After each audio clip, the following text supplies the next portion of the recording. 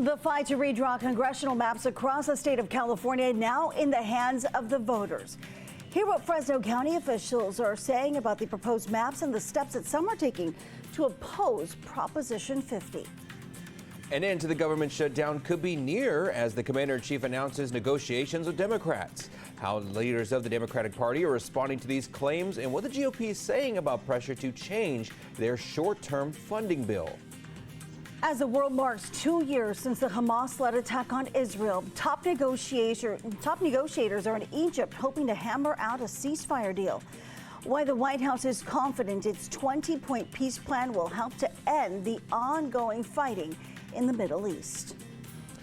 And it's going to feel a little like a summer today, but don't worry, those fall temperatures are on the way. Plus, a couple chances of rain for you in your Great Day forecast. You're watching Fox 26, and now, Great Day.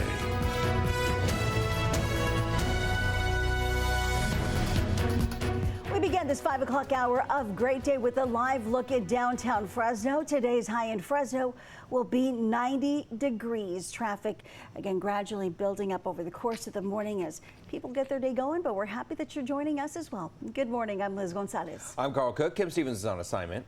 And I'm Justin Willis. Thank you for joining us here on this Tuesday. And it's going to get a little warm today, you guys.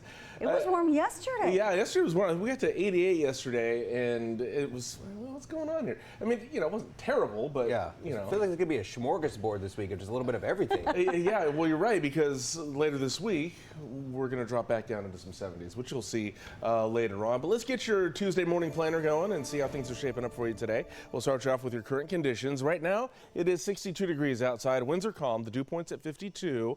And the rest of the day, check it out. At 10 a.m., it's going to be 71 degrees. At noon, 79. At 5 o'clock, 89 degrees. Now, keep in mind, the normal this time of year is 83. And we will have plenty of sunshine out there for you, so there's that. And the winds, not too bad, maybe 6 miles an hour by the end of the day. But coming up next, we got to talk about a couple chances of rain on the way and some cooler temperatures. You'll see those coming up next. Ballots will begin arriving in mailboxes today for California's special election to redraw the state's congressional maps. And Fresno County officials are now standing off on both sides of Proposition 50. Local leaders rallying behind the measure say it's the perfect response to redistricting efforts in Texas. They say Prop 50 is all about leveling the playing field, but not all share that sentiment. Others argue the ongoing battle to secure seats ahead of next year's midterm election is a political power grab.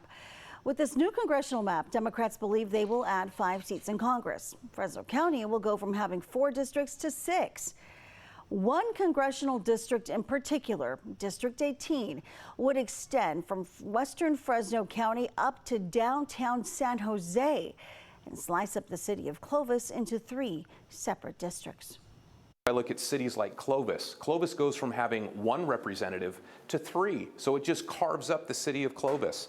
Other communities in the Central Valley face similar challenges with that, and it means that representations that we have, elected officials who are from the Valley may go away, and we may end up having representatives from the Bay Area. My rebuttal is, even here at the local level, I represent Clovis, 2 of my other colleagues represent Clovis too, so there's 3 representatives out of 5 that represent a city. I think that's a good thing. I think the more representation that you have, the better for your residents. This election will cost taxpayers upwards of $280 million. The county of Fresno about $6 million. Another point that local officials seem to be at odds over.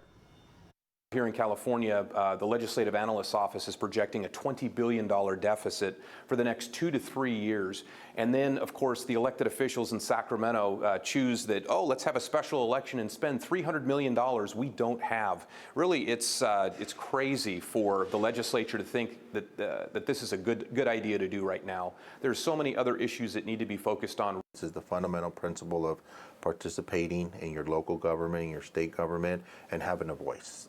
So to me, that you can't put a price on that. There are obviously going to be costs for the county that we have to incur. The logistics of mailing ballots and then collecting them and then tallying them, obviously, but that's the price we pay for democracy. The last day to register for the special election is October 20th. Ballot drop-off locations are open, and keep in mind, that vote by mail ballots must be postmarked by November 4th. State Attorney General Rob Bonta is urging you to drop those off well before the deadline to make sure that your vote is counted, because if you drop them off on the actual 4th, they won't be postmarked because we do not have one of the mail processing stations here in the state within 50 miles of us. Fresno County supervisors passed a resolution last month in opposition of Proposition 50 in a split vote. This morning at the Madera County Supervisors Chambers, supervisors will also consider a resolution opposing Proposition 50. Our time is 5:05, and here's what's going on with our forecast. All right, so today, main impact here. It's going to warm up today. Yeah, we're going to feel a little like summer today, getting to 90 degrees for us there.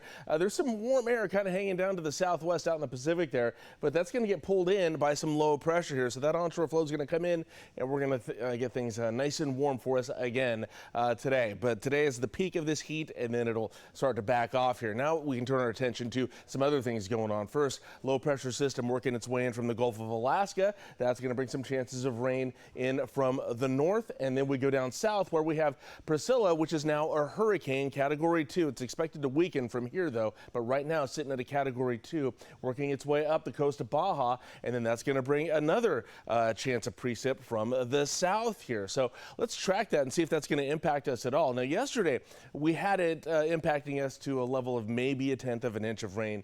We're still putting it at about a 10 to 20% chance of rain across the valley once those two systems get in here. And you can kind of see how they develop here, coming in from the south and then from the north. Now, this is about as close as these two chances of precip here. You see these two bands of moisture right there. That's about as close as it's going to get to the valley here. It could push in some cloud cover and maybe some sprinkles at this point, but we're not really expecting anything significant out of it at this point. The National Weather Service still puts it at about an inch of snow at a higher elevation now, maybe 10,000 foot and above.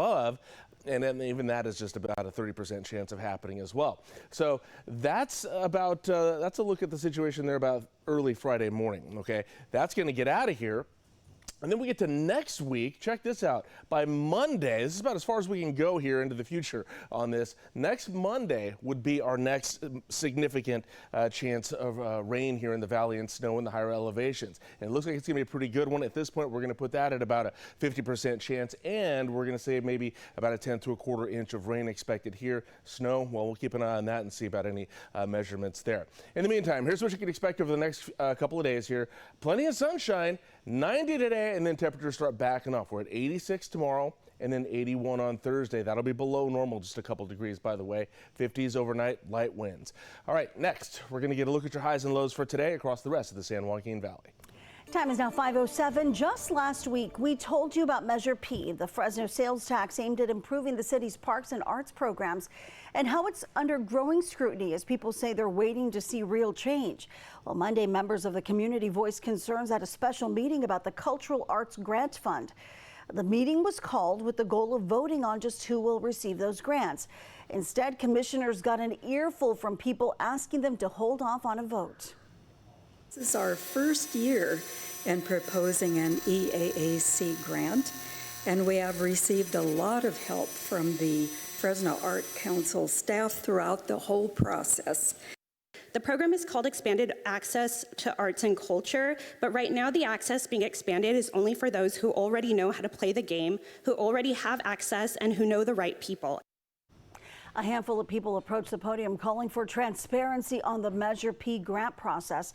And they also questioned how it's being decided who gets the money and who will be making those decisions. We reached out to the Fresno Art Council's executive director for an interview. We're told she was unavailable.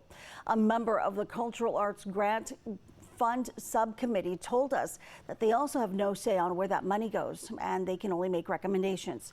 The city of Fresno, by the way, has no say on this. The discussion will continue next week on October 14th. The largest studies of its kind, looking at ways to prevent suicide. I'm Liz Bonus. The important questions that all of us may need to know to help save a life. It is just ahead. The Chuck Chansey Sky Camp, sponsored by Chuck Chansey Gold Resort and Casino. right, here's a live look at Fresno Yosemite International Airport from above our Fox 26 News studio. Time is now 5:09 and 63 degrees there right now. Coming up later in the newscast, we'll be telling you about how things are getting back to normal at other airports across the state and the country as they are starting to experience some of the effects of the federal government shutdown. Remember, you can find new headlines and the weather forecast on your screen all morning long, even through the commercial break.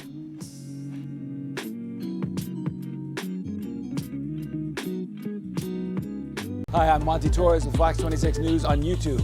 Thank you for checking out our YouTube channel, where we have loads of great content for you to choose from.